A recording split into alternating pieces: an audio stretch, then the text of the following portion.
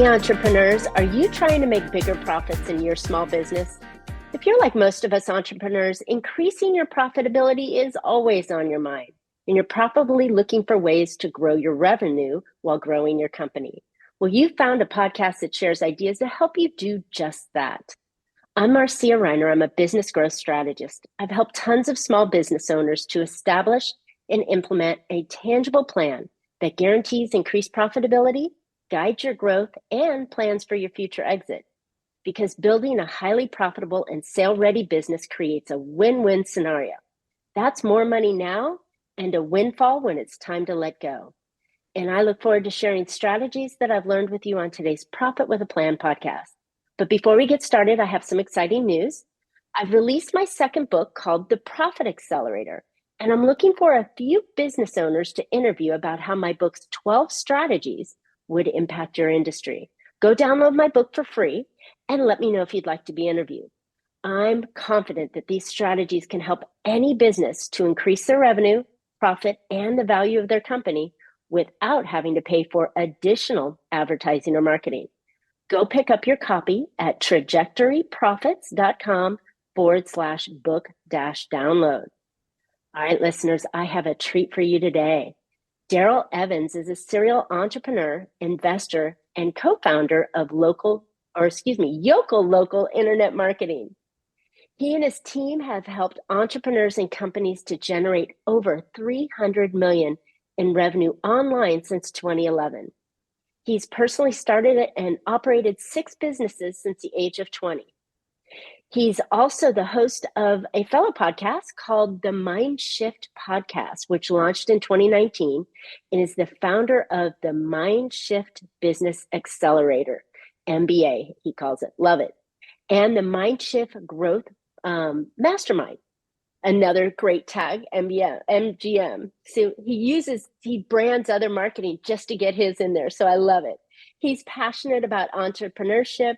And when he appears on podcasts, he loves sharing lessons, mistakes, and breakthrough frameworks that have helped him and hundreds of other business owners market profitably, grow sales predictably, and to build superstar teams. His goal is to help entrepreneurs their journey and audience grab lessons, at least one mind shift, right? We're shifting that could catapult them to the next level of success.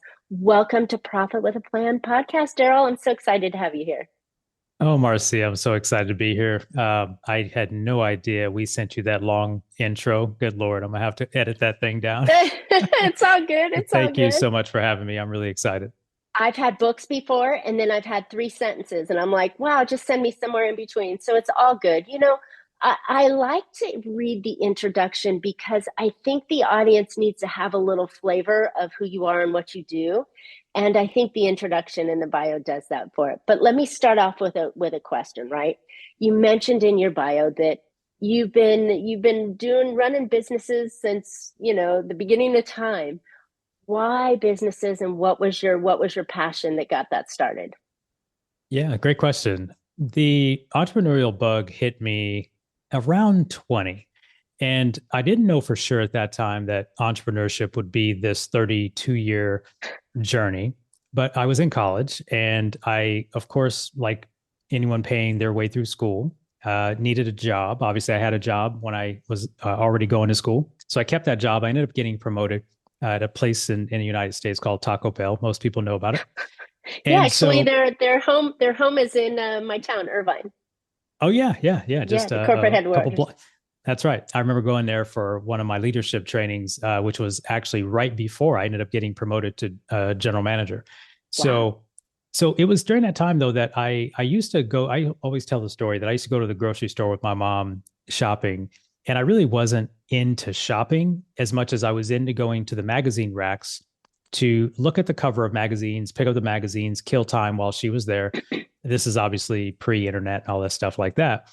And I just found that my interests were always Inc. magazine, Forbes magazine, Entrepreneur magazine, Business Opportunity magazines, amongst all the things that I did. Now, I was an athlete growing up, and that's just where my eyes went. So I'm in college, and I'm an electrical engineering major, and I enjoyed the idea, and I was doing fine, except I was getting more and more involved in business. So as a general manager, I had everything to do with ordering inventory, staffing, hiring, training, supervising, banking, P&L. I had to report 5 or 6 numbers every morning to my district manager, which were KPIs, right? Mm-hmm. KPIs. We know those in business to be KPIs. I didn't know what they were then. I just thought it was You're part just of my like, daily report again? card. Yeah, I just Daily thought it was my report daily card. report card. Love it. And I just got it. It took me a couple, 3 years to really understand the management role at the general manager level, where you go from being an assistant manager where you're responsible for a shift to being a general manager where you're responsible for the whole store 24/7. And it took me a few years to really nail that down and do that well. But I did that well. Get out of college, and I think that's when it hit me. It was like, huh, I did a lot of time with that organization, did a lot of great work, turned a lot of numbers around, and I was still up against a maximum of 5%, right? A maximum. And I'd have to like argue, beg, for my 3.5 or 4. And I'm thinking, geez, what did I do? But it was just the way the system is wired, right? Right. Um, and so I decided, Ceilings everywhere. yeah. So I just decided to bet on myself. And in truth, the first business, if you will, was in the financial services industry right out of college.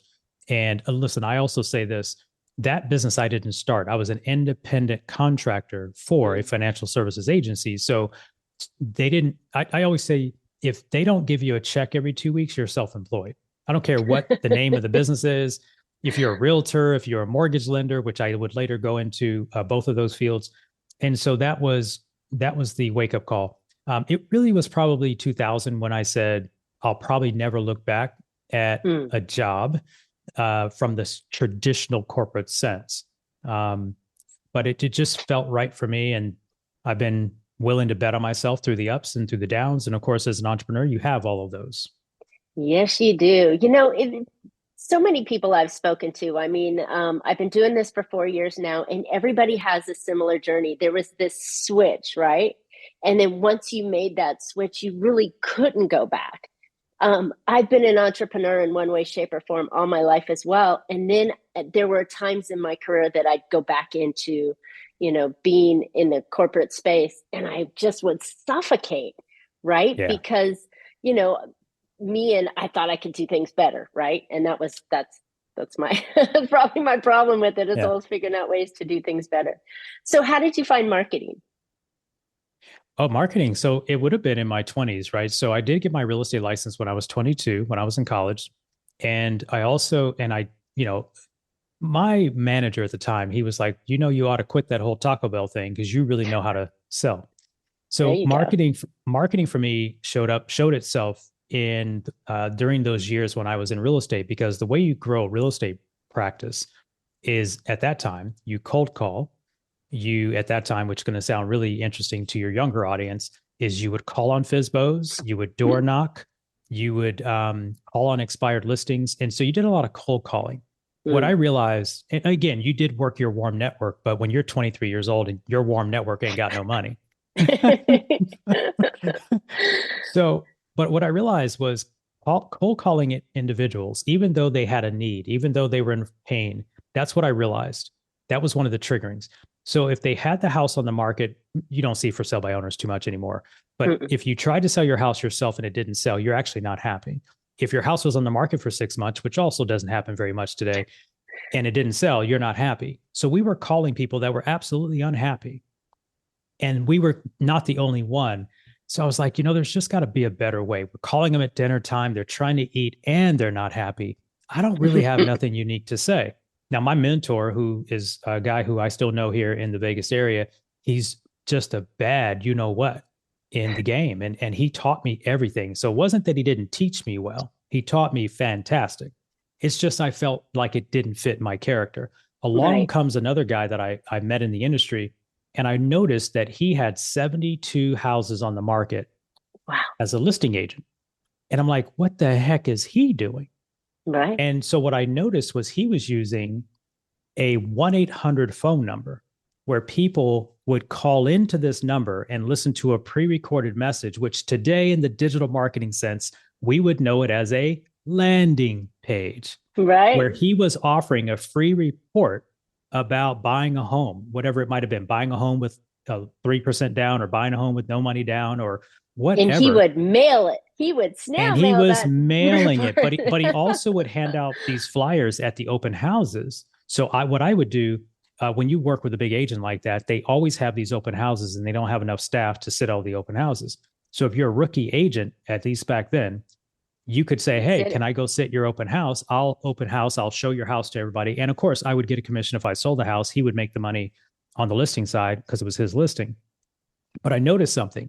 He had these flyers at the house. And rather than it being the traditional flyer, 3 bedroom, 2 bath, 1,542 square feet with a $700,000, whatever, he did have some of that stuff on there, but he also said to download a free report on buying this house with no money down or whatever, call 1-800 da da da da extension 103. So I called it. And I was like, it was nothing more than a sort of 2-minute voice recording. And you would, of course, Marcia, this is dating this a little bit, but you would leave your message and get a fax machine. You would get a fax back. So you could so you would either get it mailed to your house. You would either get it mailed to your house, or you could leave a fax number, believe it or not, and get it faxed to your office. And I was just like, this guy's above. He's ahead of the game. So I started learning direct. What I realized later is it was called direct response marketing. Mm-hmm. I became fascinated. I started gobbling up everything I could, all the big names, the Dan Kennedys of the world, the Claude Hap, all the names. And I became like, oh, so then I went into the financial services industry right out of college. And I decided rather than I had to do the way that they taught us because we were under contract, but I also created a direct mail letter and I was marketing into attorneys. So I picked my niche. I picked my niche right out of college. It was attorneys. And here's what I did. I would use a letter to get their attention. Now, we'll fast forward this to digital and how we use it today. But what I realized was the letter wasn't enough because they had, they call them gatekeepers. So they had gatekeepers because they're busy. They're attorneys, right? So I said, how do I get this letter past the gatekeeper? By the way, I'm not selling insurance. I'm not selling stocks and mutual funds in the letter. I'm trying to sell an appointment, right? So this goes into next marketing. Logical step. I'm trying to sell an introduction phone call or a 10-minute drop by is what we called it. But it was all for introduction purposes. Now, I finally realized that I started understanding the value of the invitation, and it would later play out to where we are in digital. So if the gatekeeper had the job to keep things that were not important off this person's desk, then they were throwing my letter away. Yes, they were. So one day it hit me. How do I make sure that they never can throw my letter away?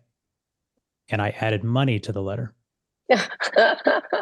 So you don't have permission. So what I would do is go to the bank and get these crisp $1 bills, brand new crisp $1 bills. And so it took my mail cost obviously through the roof, but I wanted to make sure the objective was to get past the gatekeeper. I needed to take away the discretion to throw away my letter. Now they could steal the dollar if they wanted to. And throw it away. And possibly. Or they could say, I got this letter, had a dollar bill in it, and that opened the door. I started locking down appointments like it was going out of style for no other reason than what Robert Cialdini would call, I would learn later, the law of reciprocity.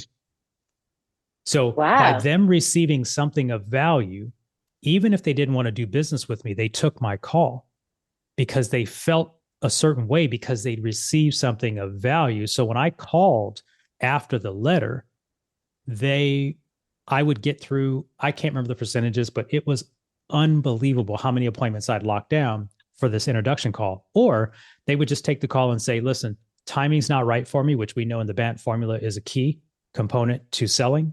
They would tell me, I appreciate your approach. I love your marketing strategy. Can you give me a call back in a year? And so I put it in my then CRM. And that's kind of how I fell in love with marketing. Of course, along came digital. And it was just over. Yeah. So, that's the, I think that's the $1 million question that every business owner needs to know or wants to know is, how do they master that that online space, right? Because there's so much crap out there, Yeah. and hard sales and, everybody's afraid to give their email address, right? Yep. So they give a Yep. dummy email address. I mean, there's so many challenges we face with, right? I mean, we all I do have it. that. We all have that email address that we give that houses all the crap that comes our way. So, Yep. how does a business today, right, get through that quote gatekeeper and get to their audience in a way that they can set the first introduction appointment or a 10-minute drop by, as you called it? Yeah. I've been saying this for probably in the neighborhood of 20 years, and most people think that it's just fluff. But here's what I it's really similar to what I just said. I give more value Mm. than what I'm hoping to get back, right?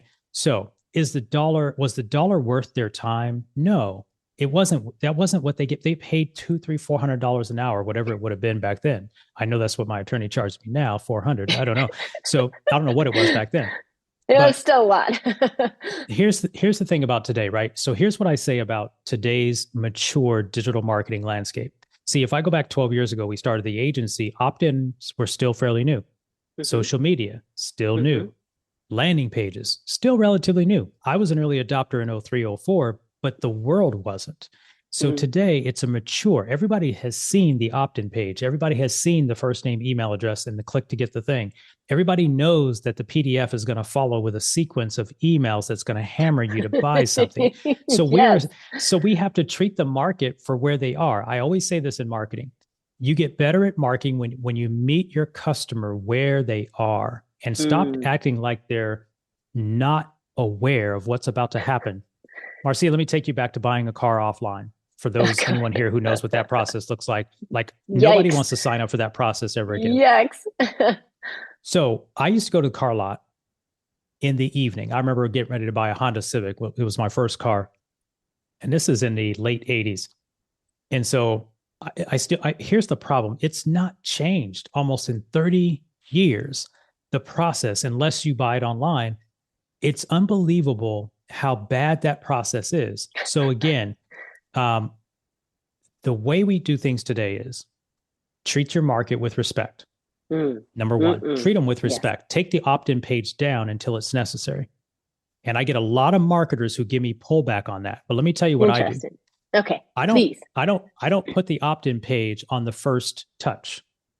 The opt-in page is when it's necessary, when it's Mm. time to book a meeting, when maybe I want you to attend a webinar or a class, and I use a method called ATM. So I put it at the T instead of the A. Let me tell you what I mean. A lot of people just put the opt-in page up to download the free thing. The thing Sure. means whatever your thing is of value, your checklist, your ebook, your whatever. What I do is I say, where is this person coming from in their awareness of who I am and what I do? Mm. And then one other piece to that is where are they in the journey to solve the problem that I could help them solve? Right, their So buyer's journey. that's right. So I try to align the invitation to opt in with the most, where do I need the email address to be? Do I Mm. need the email address for them to get a checklist? Not really. Do I actually even today, and now today, I actually have quote unquote webinar pages or training pages where I put up 20-minute, 30-minute, 15-minute, hour-long classes, and I put no opt-in in front of it. I put the opt-in beneath it if they want to take the next step. Mm. Okay. Why? Why?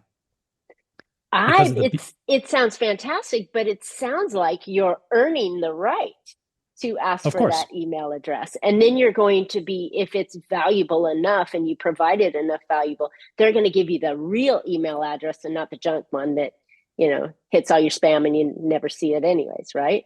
Take a chance on the 5-minute, 10-minute, 20-minute, 40-minute, whatever that video was that I put on the page. Just take a chance on that content. You don't need to give me an opt-in on that. If you like what I said, if what I said and how I think seems to resonate with where you are in your journey, the next invitation then will ask you for an email address. So I basically call it an open opt-in page in my world Like because it. I just don't. Now, here's why. Why do I do this? Because at the end of the day, everybody wants an ROI on their marketing. Well, Darrell, if you're not getting the email address, and people will say, Darrell, you said the email address is the most valuable asset in digital marketing. I did say that. I still say it. It is still true. Yes. Then why don't you try to get the email address on the first time you touch someone? And I said, because I didn't do that when I met people offline. Imagine this. Okay. Imagine this. We go to a networking event, we go to a conference, and the first thing we do is say, oh, by the way, I've got this business card. Let's exchange business cards. Oh, but let me get your email address first. It's not relevant, right? Right. You It's haven't just earned not, it. it's not relevant. It's just so I say, listen, today we have a mature customer. We have mature Mm. buyers in every industry. Let's just stop it with this trickery, right? I understand funnels and I understand it all. It is all important. I get it. But let's be real clear. The the e-commerce industry, if you look at the e-commerce industry, they do it better. Some people would say better or worse, but if you look at e-commerce, if you go to their website, they have one intention, and that is to give you a coupon so you can make your first purchase. Yes. I hate But that. what's I'm interesting, clicking. I'm not ready to make my purchase yet, so I'm not going to give you my email address yet. So but funny, I've but been noticing that lately, and I've been pushing it away because I know when I'm closer to making my purchase, then I'll click in my email address. again, they give you the invitation to get the coupon as soon as you arrive on the site, Mm. but you push it away. But they have a timing mechanism to know that if you hit the cart, they'll pop the coupon back up. So it's smart technology.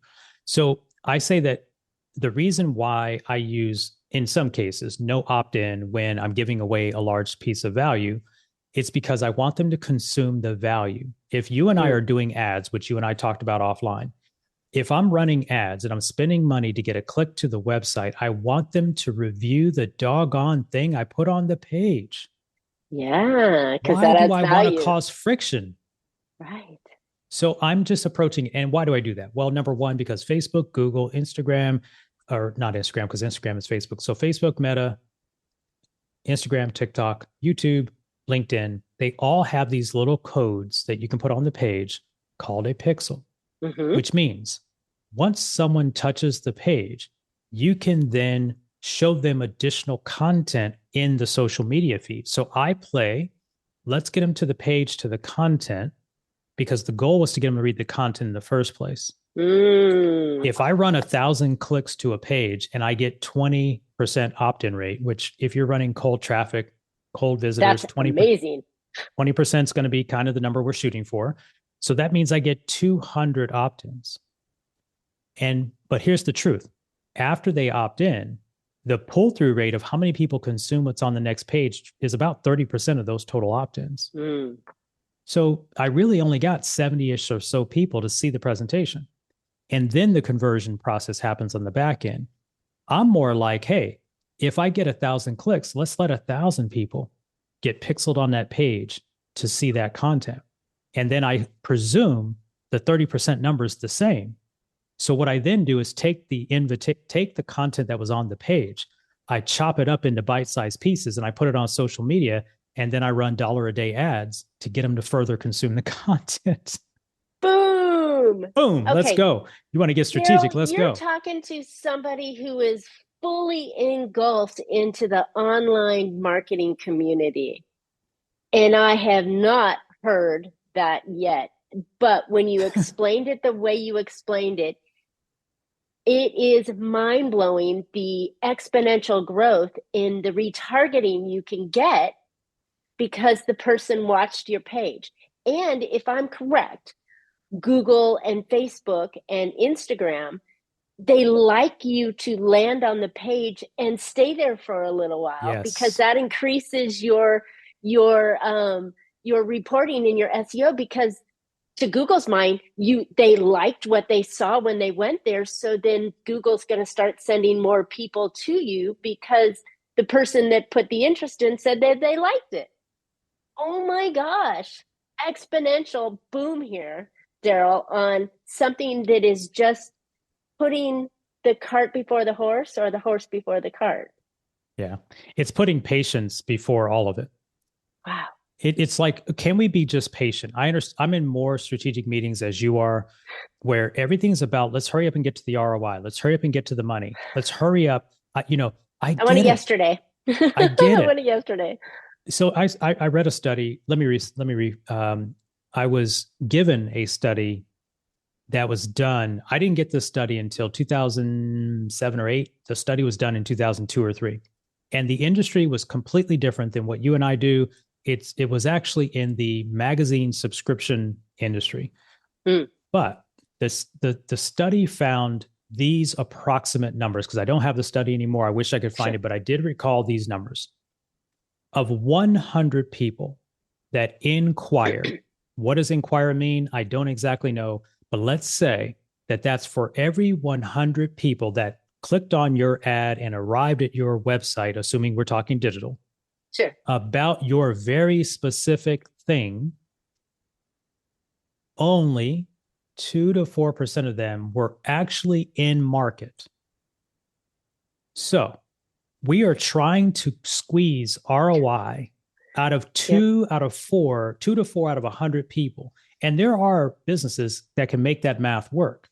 Most of the clients I work with can't really make that math work Nope. for a number of reasons. And it isn't because the business isn't good, it isn't because the product isn't good. There's a lot of variables. So here's what the study further said. Let's just round it up to 5%, just so we can keep the math together. Of the 5% that were interested, 45% were shown through this study over a 2-year period of time. 35% of the 45% left bought the thing that they went to check out within 2 years. Later. So 35 or 40% are just not ready today. Mm-hmm. It could be just something they were thinking about. It's in their mind, but their time horizon is not there. And Marcia, I was in the mortgage industry when I learned about this study. And it was very interesting because it resonated true with the mortgage process. Sure. I would get a call from a military transfer into my market. They got orders, let's say in February. We're about to be in February at the time recording this. And they were going to be here in Vegas in November, 10 months ahead. It isn't practical to start a loan application in February. So even if they inquired so they could start understanding loan limits in the area, rates in the area, pricing in the area, it's not practical for them to start the process today. Right. So I had learned that my job between the time of the inquiry and the time their time horizon arrived, my job was to be top of mind, be helpful, be a resource. And here's the thing. If you've ever worked in an industry where you only get paid when the client gets a result, you have a different perspective on how to treat people. Mm-hmm. There's so many people today that don't understand that in the lending industry, and by the way, I was in the industry for 12 years. I did about 1,700 loans. That isn't the most, it isn't the lowest, but it was reputable. That's a good number. I was one of the best in the game in my market. I only got paid when the client got the result. Mm-hmm. So I have a different perspective of marketing because if I only get paid when you get a result, and I know your result's not for 10 more months, and I know you're going to talk to USAA, and I know you're going to talk to the realtor who gives you 3 other lenders to talk to, then my job is to earn trust. My job is to show that I'm the expert. My job isn't to close you. I have mapped this to the online space for the last 12 years for all of our clients. They resist me. They try to say, well, where's the ROI? We need to put $1. They attend too many webinars. Put $1 in, get $3 out. It's a long-term play. It's a long game and I think that's the reason you said something really important here. And by the way, I'm loving this concept because it's so spot on. But I think most business owners or most people that want to pay for marketing, right? They want a quick result, right? Because they're buying marketing because they need more clients, right?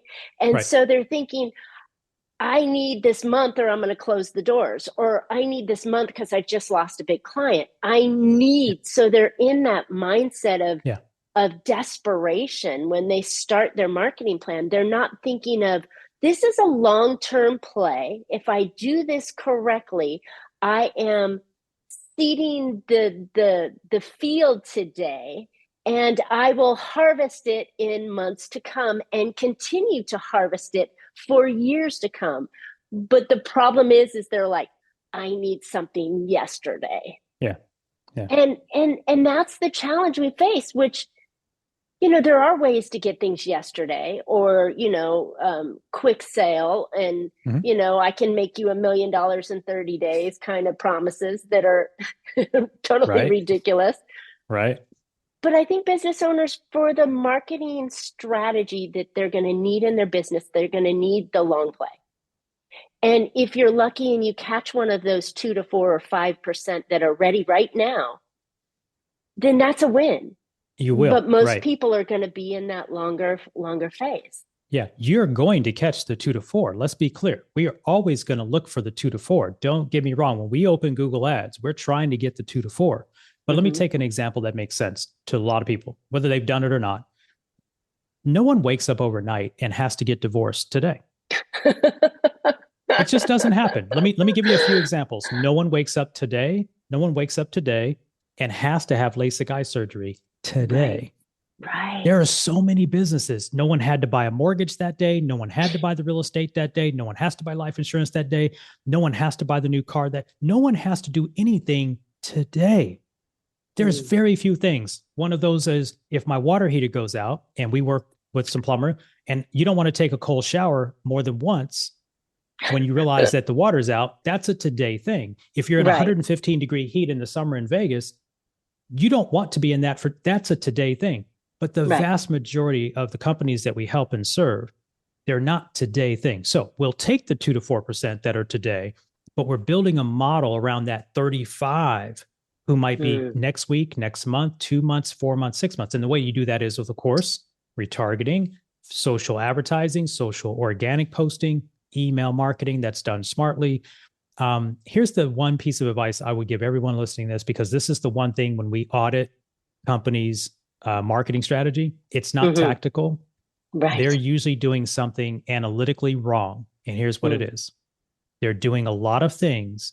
And then when they ask us to take a look, the analytics, Google Analytics isn't set up, Google Search Console isn't set up, the Facebook Pixel, the Google Pixel, the Twitter Pixel, the pixels that capture the data Mm. around all of your marketing efforts are not even installed and properly set up on the website. Here's what's important about this.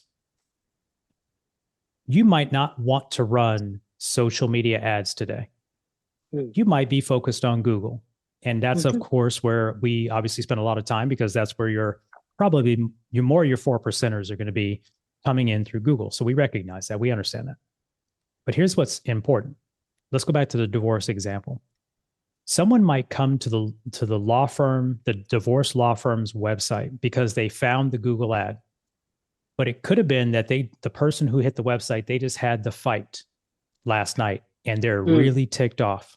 And maybe it's the fifth fight or the fifth disagreement about money or whatever.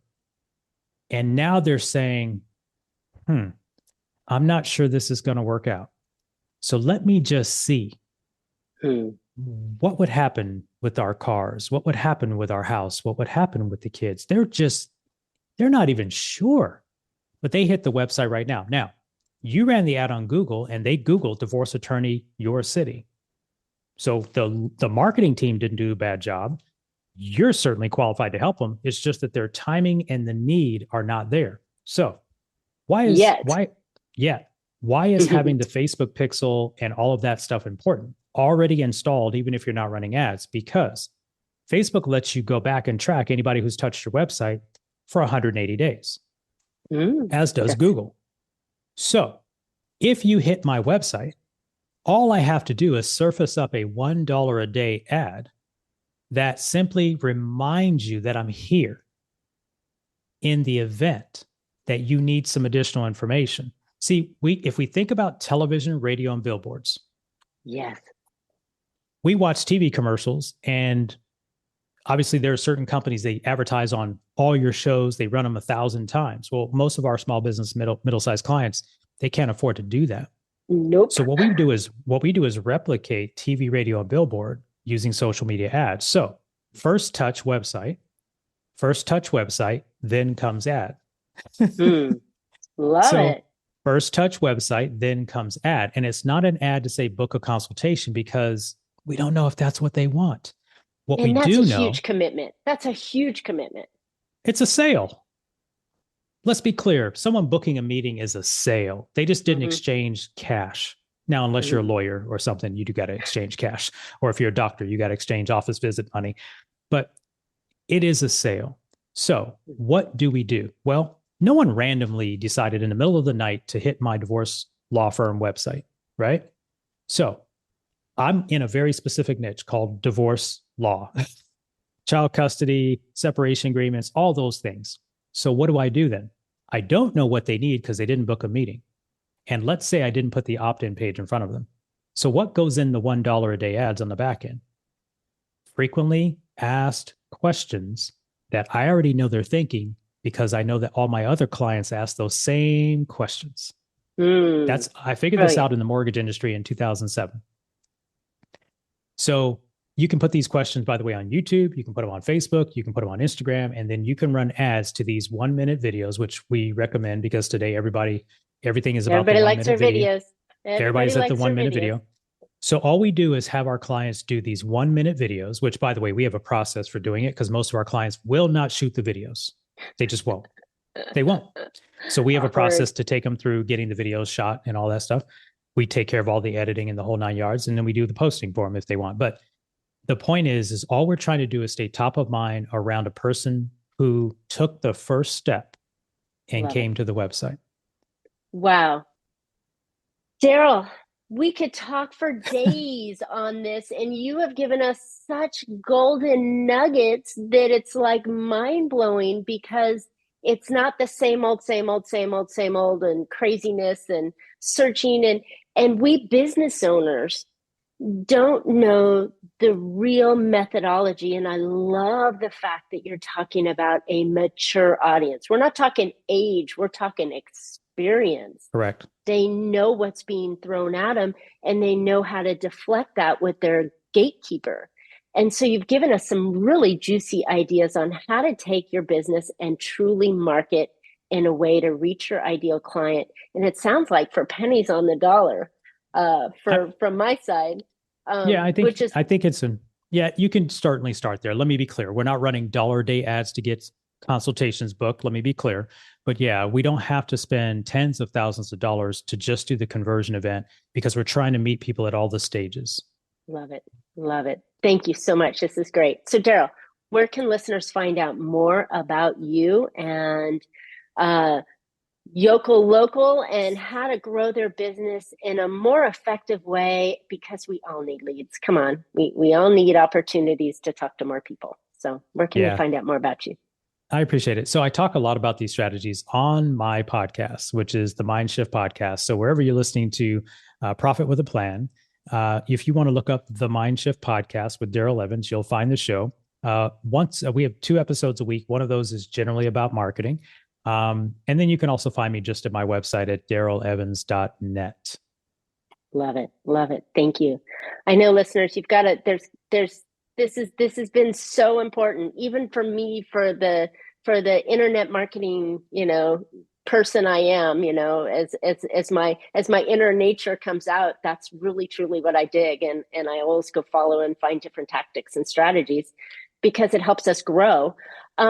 So yeah, definitely go check those out, Darrell. This has been, I know there's going to be tons of value that you're going to be offering on here. So listeners, I hope you found a couple of nuggets the way I did, that you can put into your business to help you be more profitable. And while you're at it, go pick up my book. And it's 12 strategies that can help you dramatically increase your revenue, profit, and value of your company without having to pay for additional advertising or marketing. Go pick that book up at trajectoryprofits.com/book-download. That's me giving free value. You're going to learn some great stuff. So I'm trying to follow Darrell's guidance here. So You're a while pro. you're at it, tell us what you think. What was your biggest nugget that you got out of here? What worked? What are you going to go do and implement into your business? Comment on today's podcast, and Darrell and I will reply back. Hit us up with any questions you have, because we'll be quick to answer them. And while you're at it, subscribe to today's show. You don't want to miss next week's show. And you can always catch Profit with a Plan on any of your favorite podcast players. And we're looking forward to more great profitable information on next week's show. So until then, go make your plans and profit with them. Thanks so much, Darrell. Thank you for having me, Marcia.